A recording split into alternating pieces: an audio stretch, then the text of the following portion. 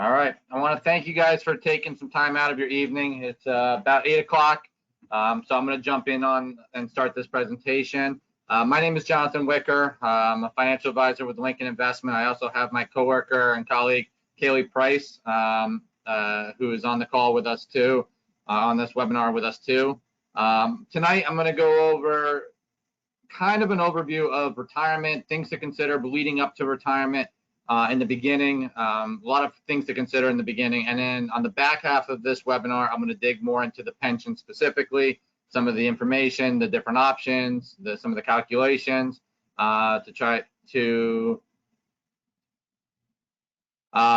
tell you guys what the pension looks like. At any time, if you see me pause like that for a minute, on the side, if you guys want to ask any questions or anything like that, feel free to ask a question in there. I know I'm going to try to keep an eye on it. Kaylee's going to try to keep an eye on it, and we'll try to answer some of the questions that you guys might have.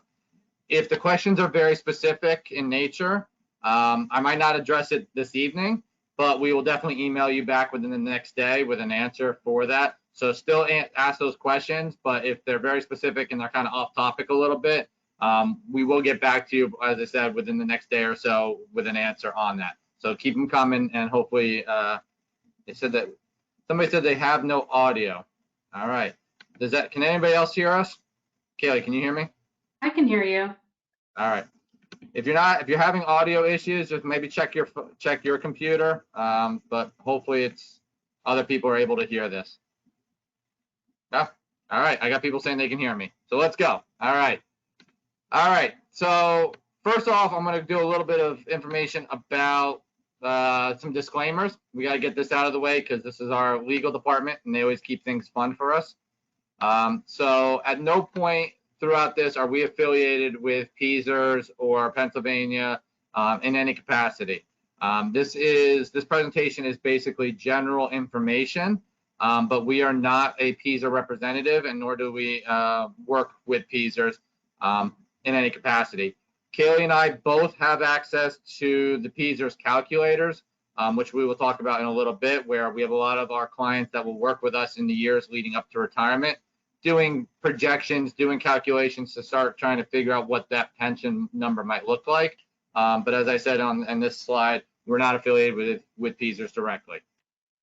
My firm, Lincoln Investment, I've been working in the school districts for about 15 years now. Lincoln has been working with educators for 52 years.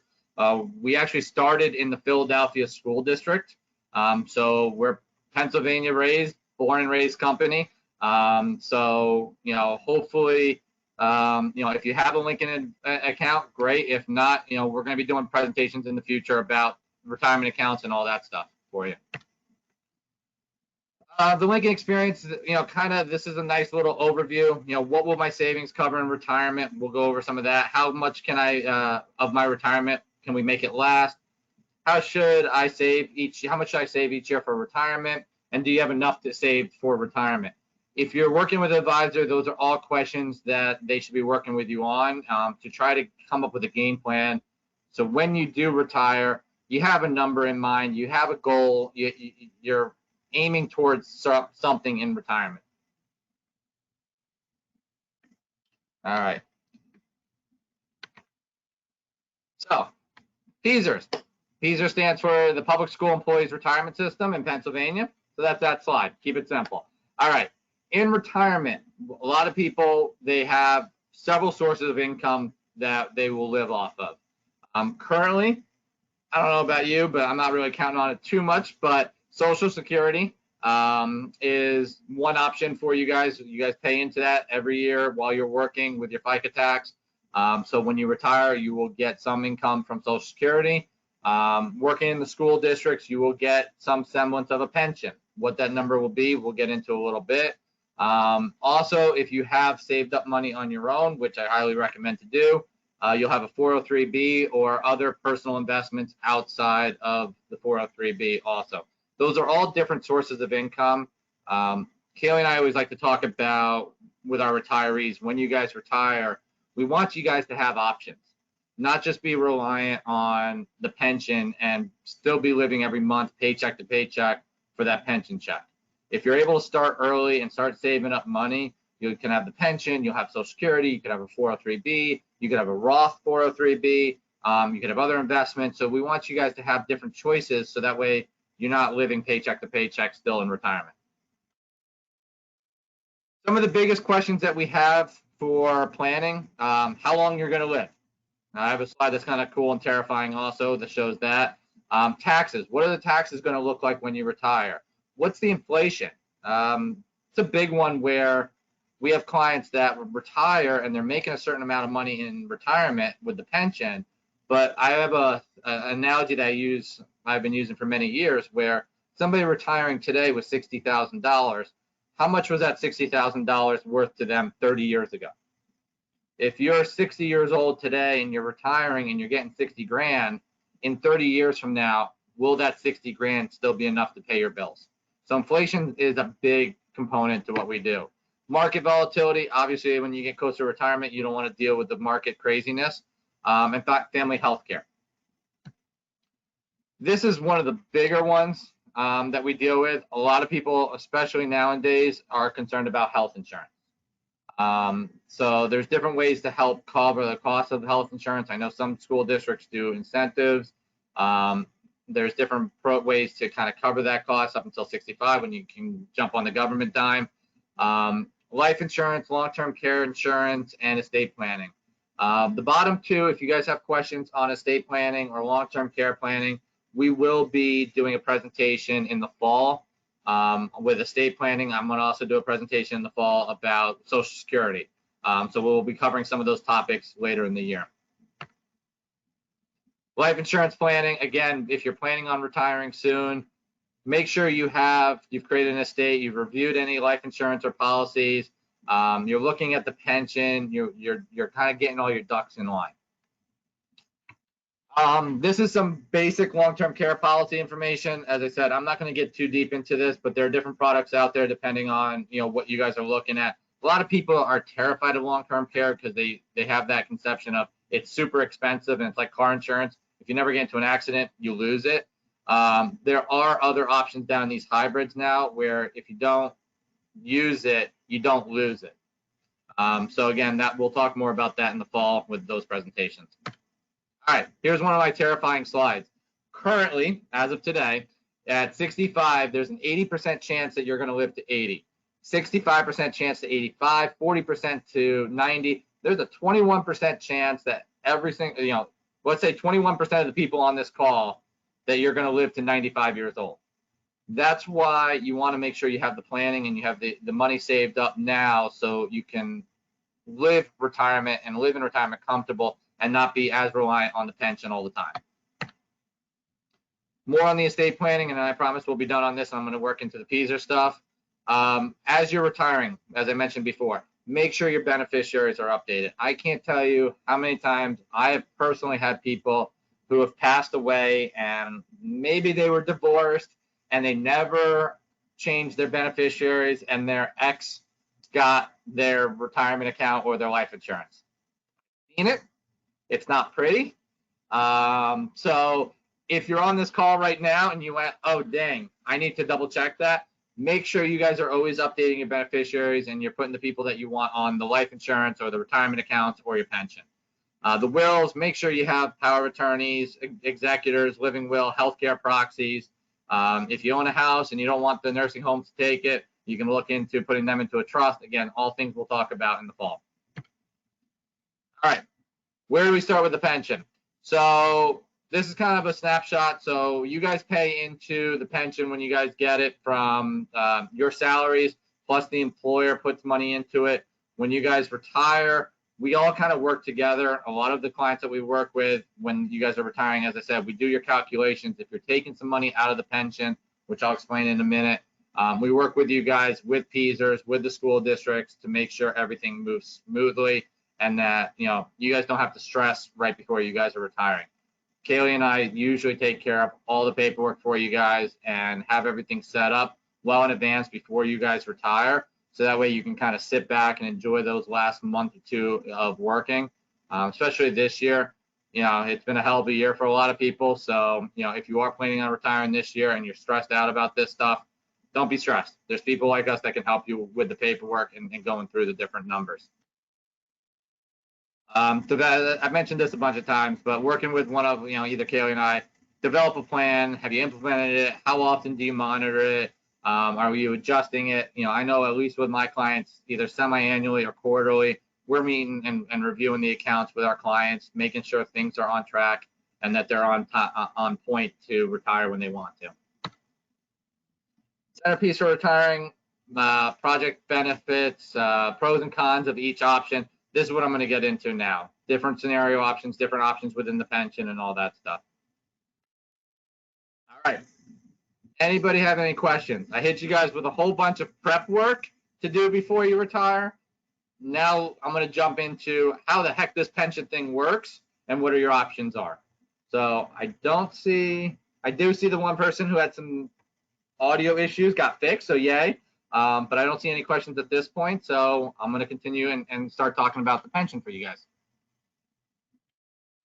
All right. Most of you guys, if not all of you guys, have hopefully seen this statement. This is your PESR statement. When you get these statements, they start to do the projections for you, and they start kind of giving you guys some ideas of what your contributions are, what the interest you've made on the account is. This is the statement that Kaylee and I need really from you guys to run your projections for you. So if you have one of these and you want us to do projections and run some numbers for you to show you what your pension will look like, this is what we need. This is a copy of your PESR statement. All right, so how does the pension work? All right, so this is going to basically talk a lot about any of the members on here that are TD. All right, you are in class TD. Now you're going to be like, Jonathan, what the heck does TD mean?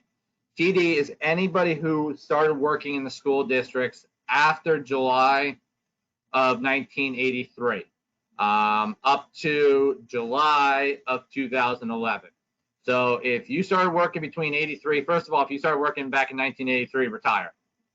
All right, I'm kidding, but you've had a good run. Go enjoy retirement.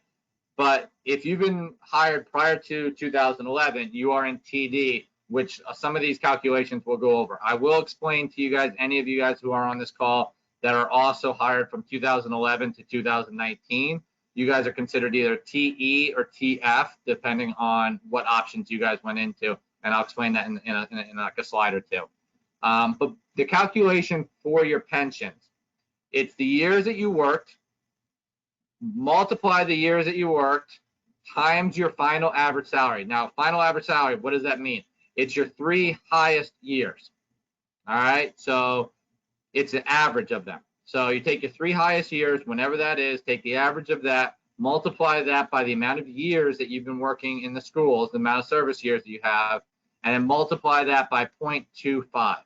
What does the 0.025 mean? That's your multiplier. So for every year of service that you have, they're giving you 2.5 times your salary in retirement. And that's the biggest calculation that we get to, and the easiest way to explain that calculation is average salary times the amount of years times 0.025. Now, for those of you guys on this call that are a TE or a TF, now you're gonna be like, what's TE and TF? TE is anybody who is contributing 7.5% of your salary to the pension. Your multiplier is actually 2, not 2.5. If you are a TF and you're on this call and your class is TF, you are putting in 10.3% of your salary into the pension, but your multiplier is 0.025. So what that means is you guys are paying more into the pension, but you're also going to have a larger pension on the back end. In terms of the benefits on that, most of you guys are already locked into it, so I can't really change it. But there are different ways of, which option was better, which option's not. Our job is to kind of work with whatever option you guys choose and then go from there. Is there ever an opportunity to switch between TE and TF? No, not that I'm aware of. I'll get back to you on that, but I'm pretty darn sure that there is not. Once you are committed into that pension option, you guys are committed into that option. All right, some milestones with the pension. So again, TD, TD for the vast majority of the people that might be on this who are close to retirement, if you've got less than 5 years of service and you're under the age of 62, you get no pension. Sorry. You got to work at least 5 years and be at least 62 years old. Once you have 5 years of service in the system, you are what's considered vested, meaning that if you worked 5 years and then you walked away and you said, I'm out, that's it, then at that point you will get some pension. It'll be a small pension, but you will get some pension for that. If you're in TE and TF, you can see how it gets confusing with all the TEs and TFs and TDs. If you are after 2011, your vesting to be guaranteed a pension is 10 years. So anybody, that went up to 2019. So there are still people that are on this call probably who are still within that 10 years and they're still waiting to get their 10 years and their TE or TF. If you have 25 years of service and you've retired at above age 55, you've hit another threshold where they will only reduce your pension by 15%. Each year past 55, as you get older, they add an extra about 3% onto your pension. So you get a little bit more, 3% less to the reduction on the penalty. So if you do retire and you don't hit these numbers, they will reduce your pension. And what are those numbers, he says?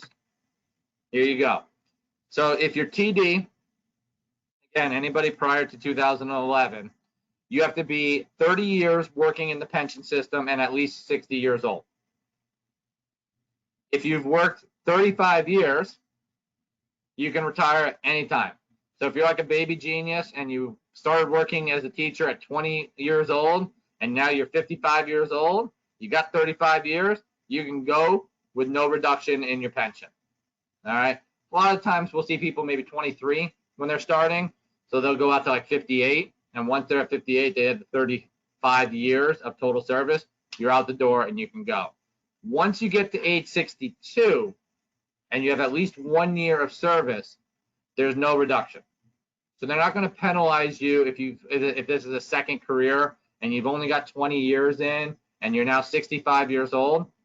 They're not going to penalize you guys. Once you hit age 62, there is no reduction to your pension.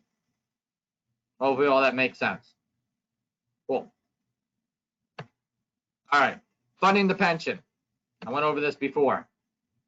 So how do they fund your pension in Pennsylvania? One, they take some of your salary. As I mentioned before, either 7.5% if you're TD or TE, or 10.3% if you're TF. They're taken out of your paycheck every paycheck, 10.3%. In addition to you contributing, Pennsylvania contributes. They're also paying into the pension system. All right. In addition to them, the school district is paying into it. So you got a little bit of everybody kind of paying into it. All right. And then the last is how do you fund your pension is they're taking the money from your contributions from the state and from the employer, and they're investing the money within the pension system itself. And the pension, I think, has a mandate to get somewhere around 6% returns. So they're hoping that with your contributions, the state and the employer, plus the growth with investing the money in the market, that's what's keeping the pension well funded to pay your pension. All right, let's get into the options. You finally decided, I'm done, I'm out of here, I'm retiring. There's 5 options. All right, the last one, the 5th option, is kind of a screwy one, and I'll get into that. That's a fun one. But first pension option is the maximum option. All right, this one tends to be somebody who looks at their pension and says, give me everything. Give me all of my pension. If I die tomorrow, I don't care. I don't want to leave it to anybody. I have nobody to give it to. It's my money. Give me my money, as they say. So the maximum option, what happens with that is they're going to take your calculation, and let's just say, it's at $60,000. You're getting $60,000. And if you die in a year, no money is left to the beneficiaries. All right. That's the way that one works for you guys. All right. Here's a scenario where this is where I kind of tend to lose people sometimes. So go with me on this. when you guys retire, hopefully most of you guys are aware that in retirement, when you guys do retire from the pension system, you have the ability, which makes no sense to me, but it's the way it works.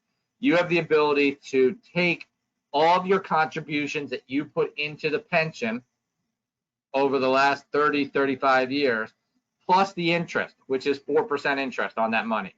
You get to take all that money out as a lump sum and roll it over into an IRA or a retirement account. All right. Now, because you're taking the money out of the pension, don't think it's for free. All right. So here's a scenario where this person has a final average salary of $88,000. They decided to take out their contributions and their interest, which might be $172,000. If you keep that withdrawal, those contributions in the pension, your pension would be $74,000.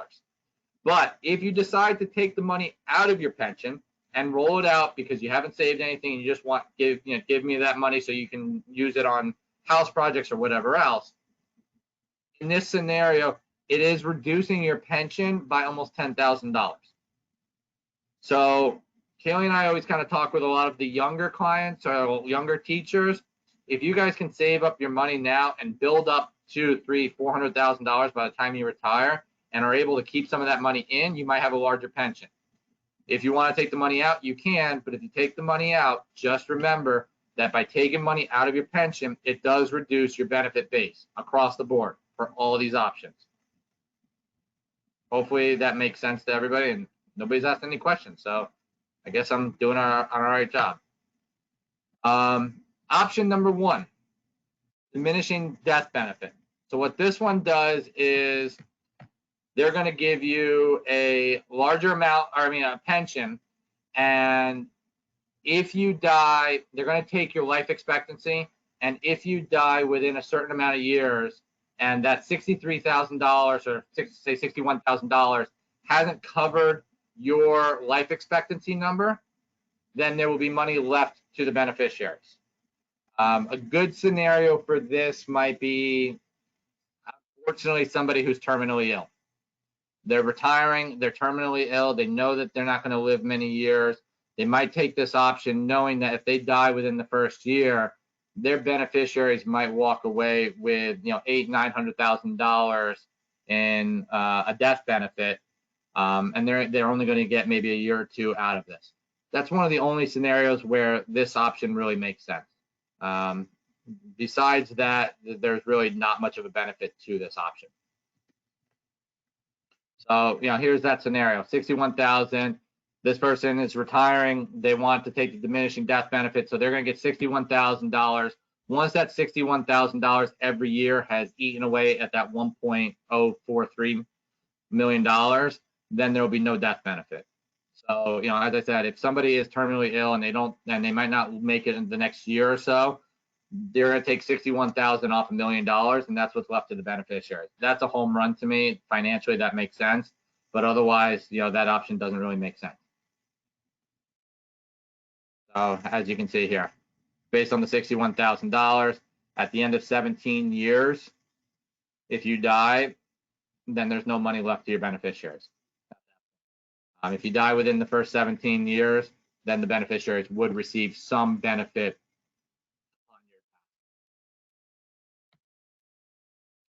All right, these are the two options that tend to be the most popular. So you have joint and survivor option number 2 and option number 3. All right, so there's no lump sum, and in both of these options, you name a beneficiary. So option 2 basically is what I consider, I have a scenario that I would, okay. Option number 2 is a scenario where it's called the spousal continuation, or the spouse survivor option. Doesn't have to be a spouse, but that's one of the terms. What that means is you're going to get a pension, and if you pass away, let me just see if I did the numbers. No, I don't.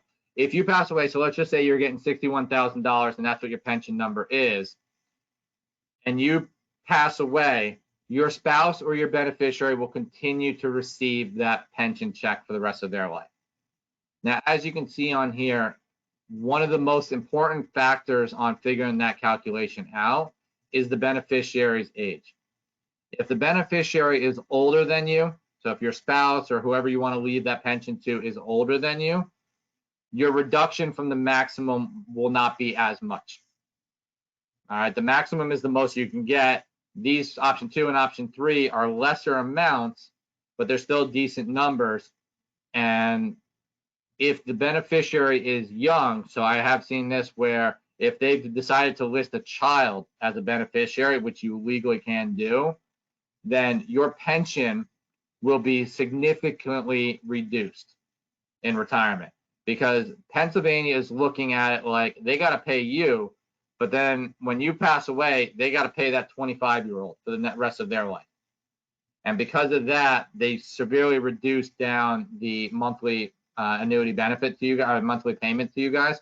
If your spouse is similar age, it's not too much of a reduction. And as I said, if your spouse is older or your beneficiary is older, then at that point, it will actually be a little bit more than if they were the same age. Hopefully all this is making sense. Kayla, do we have any questions at this point? We have one that's a little bit more specific to leaving education early. I said we'll try to touch on it, and if not, we'll follow up directly. Okay. I had somebody that wants me to repeat these two options again. I'll do it real quick for you guys. So you have the maximum option, which is the most you can get on a monthly basis. Then you have option number 2, which is a survivorship benefit. So don't quote me on this, but I'll give you scenarios. Let's just say the maximum number in your pension is $61,000. If you want to leave your pension to your spouse or to a beneficiary, PSERS might come back and say the maximum is 61, but we'll come back and we'll give you 55,000. All right, they're not going to give you the 61, they'll give you a lesser amount, but if you die, then you can leave that pension to the beneficiaries. All right, and the biggest factor in determining of how much of a reduction off of your maximum is the beneficiary's age. So I'm hoping the individual who asked that question, that makes sense to you. So if you can, just tell me if that makes sense. Option number 3. All right, it's very similar to option number 2, but instead what they'll do is, where I said 61,000 and they might come back at 55, they might come back and say, I will give you 57,000, a little bit more. But if you die, your spouse or your beneficiary will only receive 50% of your benefit. All right, so if you're getting a $55,000 benefit and you pass away, then your beneficiary would only get $27,500 for the rest of their life. All right, so because you have decided to get 50% less and not the full amount, you get a little bit more bump in your pension, because PSERS is looking at it and saying, we don't have to pay this beneficiary the full amount. We only have to pay them half, so we can afford to give the employee a little bit more of a pension. So a couple good questions. Does the pension continue until you die? Absolutely. That's one of the best things for Kaylee and I, knowing that from a planning perspective, if you live out to 115 years old, one, you beat the system. All right, you got them. You stuck it to the state. So congratulations. So yes, they will continue to pay out that pension to you from the minute you retire until the day you pass away.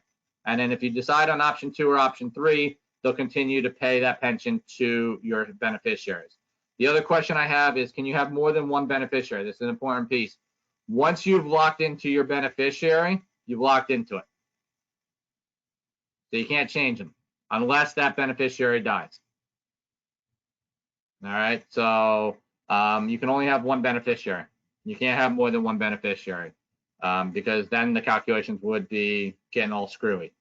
Another question that just came in, because I'm almost done with these options, taxes. It's a great question. If you decide to stay in Pennsylvania, this is only taxed at a federal level. All right, Pennsylvania does not tax your pension. There's no state, no local taxes owed on your pension. If you move to New York or Ohio or to another state, you will be under that state's jurisdiction, which gets me to the point, why do you think all these people retire and go to Florida? Florida has no state income tax. So it's like you're living here in Pennsylvania, you don't have to pay state income tax. If you go to Florida, Florida doesn't have any state income tax, they don't tax you. So that's why you see a lot of people retire to states that don't have income tax for their pensions. So hopefully that answers that question. Somebody asked about a specific question. Absolutely. At the end of this presentation, we'll give you our contact information to do that. All right. So here's a little bit more detail. So hopefully this one, come on. So hopefully this will make a little bit more sense. Maximum option, then option 2, and then there's option 2, joint with 100% survivor benefit. All right. So let's do the calculation. In this case, the maximum was $63,000. I was close to my numbers. If you take the option number 2, Pennsylvania, or the pension will give you $56,000, and if you pass away, your beneficiary will continue to pay the $56,000 to your beneficiary.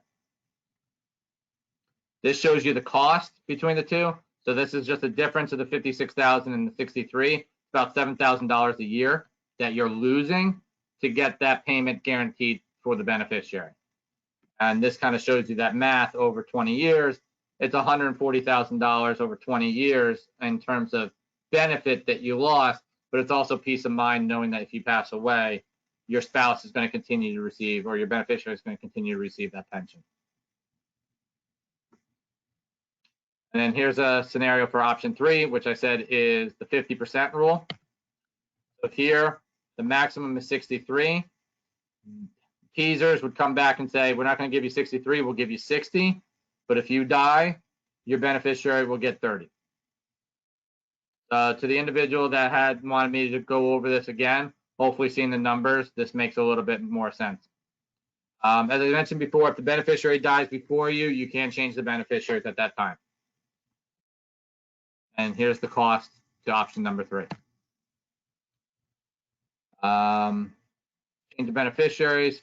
So retirees, beneficiaries at age 30. So this is kind of just showing you some of the differences, which I'm going to skip over. There's no reason. That's just showing you, again, that kind of talks about if your beneficiary is older, you will have more of a pension. If your beneficiary is younger, you will have less of a pension because they have to factor on that beneficiary's age. All right, special option. No, it doesn't even talk about it. Special option is a hybrid.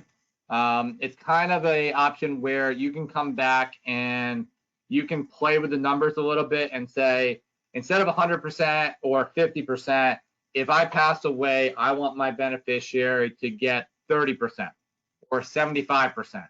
So it kind of gives you some wiggle room where you can play with the numbers a little bit. I've had this scenario for one person or a recent person that just retired where the spouse, 2 people worked in the pension system. The spouse had more income. The wife had more income. The husband had less income. The husband retired, and he said basically, you know, if I pass away, I still want my wife to get something, but because she's going to have a much higher pension than I am, I don't want her to get everything. So there's some hybrids to that where you can kind of tweak the pension a little bit and kind of play with the numbers depending on your personal scenario and your personal circumstance. Retirement decisions. These are the big options for everybody. Whether to keep that pension, the contributions, and the interest into there, which option is best for you and your family. The tax withholding, which I mentioned before, is only on the federal side, the beneficiaries. Setting up the direct deposit. If you're going to take the money out as a lump sum, rolling over, where do you want to roll that money, that lump sum over into an IRA or a 403B? I highly recommend do not take it as cash because they will cream you in taxes. So roll it over into a retirement account, and then from there, you know, take the money out as you need it. You got some homework to do. Kaylee, I'm going to kind of jump back to you and just see how the questions and all that have been going, because they've been, I think I hit a nerve because they're coming in hot now. Yeah, we got a few. Now, so what if you stop working before you're superannuated? Do you have to start taking your pension immediately, or can you hold off until you reach age 62? You can hold off. you can absolutely hold off. I love scenarios. I had a client of mine who had had the years, but not the age. And she retired 2 years, or she left 2 years before. She moved down to North Carolina. She worked at Home Depot and Lowe's for 2 years, kind of putzing around, enjoying life because cost of living down there is even cheaper. And then once she hit the age, 62, she started collecting her pension. So you can definitely do that. Absolutely. Any other, Kelly? One is a little bit more specific, so I think that one will reach out directly. It's specific to years and age. Got you. Perfect. All right. Hopefully all this is making sense, guys. All right. Here is some things to consider. One, getting to the end of the year here, school year, school districts are offering incentives. Some are, some are not. So consider the school district incentive and how that'll impact that. If you've worked in a out-of-state district or a system, apologize, Ohio, West Virginia, I had somebody recently in Virginia. If you're working in an out-of-state, you can move those pensions or those years of service back to get the years. All right. Best method to purchase, in terms of buying back those services, whether you want to, pay for it yourself, use retirement monies, or however. The significance of you hitting the 30 years, trace estimates. So doing some calculations for you guys. So again, that's Kaylee and I. I'm gonna not downplay what we do, but Kaylee, it probably takes you maybe 5-10 minutes to run a calculation for these for clients, right? If that. Yeah, if that. So if you guys want us to run scenarios for you and kind of give you guys some ideas and then walk you through it, we can do it at any time. What option is the best for you and your family? At the end of the day, it really matters how this impacts your family and how this helps you guys in retirement. All right. So, and then there's some, the maximizing of the taxes and all that. The taxes are going to be the taxes, based on the pension, whatever your pension is, that it's going to get taxed at the federal rate. Start thinking about what you want retirement to look like today. Start reviewing all your documents, as I mentioned before, checking your beneficiaries, getting your estate in order, getting all the things figured out that before you get to retirement. Because once you retire, you don't want to deal with this stuff anymore. You just want to enjoy retirement.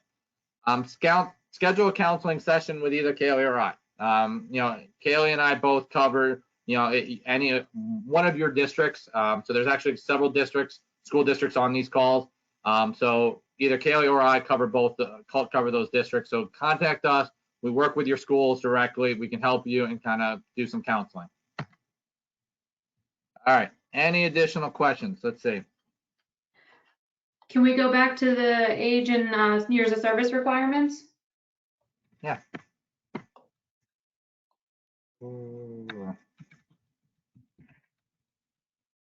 This one? Yep. Perfect. All right. So as I said before, you have to work 30 years, be at least age 60, have 35 years, and be any age you want. So if you started when you were 12 years old, you can get out when you're 47. Or once you've hit age 62 with at least 1 year of service, you guys can retire at that point with no reductions. There's a good one here that I saw. How many years ahead do you recommend going over retirement? Truthfully, there is no wrong answer to that, and there is no time frame for that. We've had people who are 15 years out do this. We've had people who are 2 or 3 years out. If you're working with an advisor and you are having these conversations, Kaylee and I would say probably within 10 years of retiring, we're at least going to have this conversation and start kind of game planning towards that.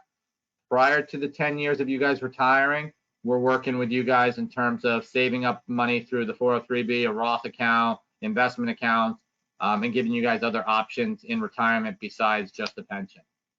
So, there's never a bad time to go over your retirement and start wrapping your mind around it. Because once you guys see the numbers and you start to understand what it looks like, you start to become invested in the process and you start to mentally game plan and start planning towards that, which is never a bad thing. Do you use as a substitute teacher count or teacher aide? Yes. If you worked in a school district and you got a paycheck, they definitely count. There will be, for all of you on this call, this is being recorded. It's terrifying to hear my voice over again, but this is being recorded. So I will be sending out, and you guys, because you guys attended and those who did not attend, we automatically send out a copy of this recording to you guys automatically. So if you got overwhelmed by all this and you said time out, I want to rewatch this again, we will be sending you guys automatically a copy of this presentation and this recording. Probably, I think it goes out tomorrow to you guys. All right, I think that is near the end. I'm gonna see, I got so fast, I got to the end. All right, let me scroll and just hit the last couple slides. If you guys have any questions, there's our lovely pictures. Our phone numbers are on there, my cell phone, Kaylee's cell phone, and text messages. The reason the text message number is different, legally, we are not allowed to text message clients using our personal phone numbers, cell phone numbers. It has to be on a number that is recorded for the SEC. You gotta love the federal government. So that's my separate text number for clients that want to text me questions and text me directly. Otherwise, call us. Kaylee and I are always around. We're kind of psychotic and OCD where, most of the times we will get back to you by the end of that day. And if not, it's definitely by the next day. You're not going to be waiting a week to hear from us. It's not how we roll. So, shoot us an email, give us a call. We'll run through some scenarios for you guys. If you guys are retiring this year and you guys, as I said, want to run over some numbers, want to go over some of these scenarios, don't have anything figured out and you're kind of running around like a chicken with your head cut off figuring how the heck am I going to figure all this stuff out, call us. All right, we can help you out. We can get you, going through the paperwork, explain everything, and hopefully put you at ease in terms of, how the pension works and all that. Hopefully you guys can understand that, we understand the system pretty well, which is a good thing. Kaylee, any last questions? I just want to make sure we hit a couple of these as far as beneficiaries go. Can you have more than one, and can you name a trust as your beneficiary? Trust as a beneficiary. That's a good one. I will get back to you on that one. If I don't know the answer, I'm honest with you guys. If I'm not 100% sure, I don't know. Just thinking that up in my head, the trust doesn't really have an age attached to it, so it'd be very difficult to calculate the beneficiary payments because there is no age attached to a trust. It's an object, or it's just a document. So I'm going to go out on a limb and probably say no, unless you did option number 1, where you left a death benefit, and the death benefit could go into, upon your passing, the death benefit at that point could go into the trust. As I mentioned before, you can't have more than one beneficiary. There's only one. You start having 2, 3 beneficiaries, it messes the calculations up, and peasers, their eyes go cross-eyed and they can't handle it. So there's only one beneficiary on that. Any other questions? Time as a substitute teacher or a teacher's aide, that counts as well, right? Yep, I went over that, definitely. If you worked any capacity, you could be working, as a part-time custodian, clerical, in the cafeteria, bus driver, whatever. As long as you're getting a paycheck from the school district, you're eligible. Cool. All right, guys. I want to thank you guys. This was a long one tonight. I apologize for running long, but it's also a really important one because nobody really understands the pension. And, that's kind of terrifying to both Kaylee and I, and that's why we're doing these webinars. If you missed any of our previous webinars on student loan forgiveness or paying for college, let us know. We can send you out that. As I mentioned, next month we are going to do a webinar about the 403B or the Roth 403B, depending on your school district, what the impact of the fees are, because a lot of people don't realize they're paying crazy fees on their account until they realize it, and then they're not happy. So all those different things we'll talk about the 403B and the retirement accounts next month. And then we're going to start back up in probably September, and we're going to do one on Social Security, one on estate planning. I actually have somebody coming in from T. Rowe Price, and they're going to do a market review probably at the end of the year. So that way you guys can hear from an economist about where they see the stock market and investments as a whole going in the next year or so. So we have a lot of cool ideas coming up. If you guys think of something that you want us to touch on and go over, just shoot us an email. You know, we're open to suggestions. We've been doing this now for a few months and getting a lot of great feedback. But, you know, as Kaylee and I have talked about, we're just trying to educate you guys because everybody comes into the school districts, especially from the investment providers, and they talk to you guys about the 403B, opening up accounts and you know, getting paid. We're trying to do things a little bit different where we're educating you guys on life issues and doing more financial planning. So if you have any questions in addition to this on any financial topic whatsoever, give us a call. You know, we've been around the block for a while. We can definitely help you. All right. I will let you guys get out of there. For all you NFL fans, the draft is on. For the rest of you guys, have a good evening. Again, I really appreciate you guys taking the time and coming out and watching this presentation. So have a good night. Thanks, everyone.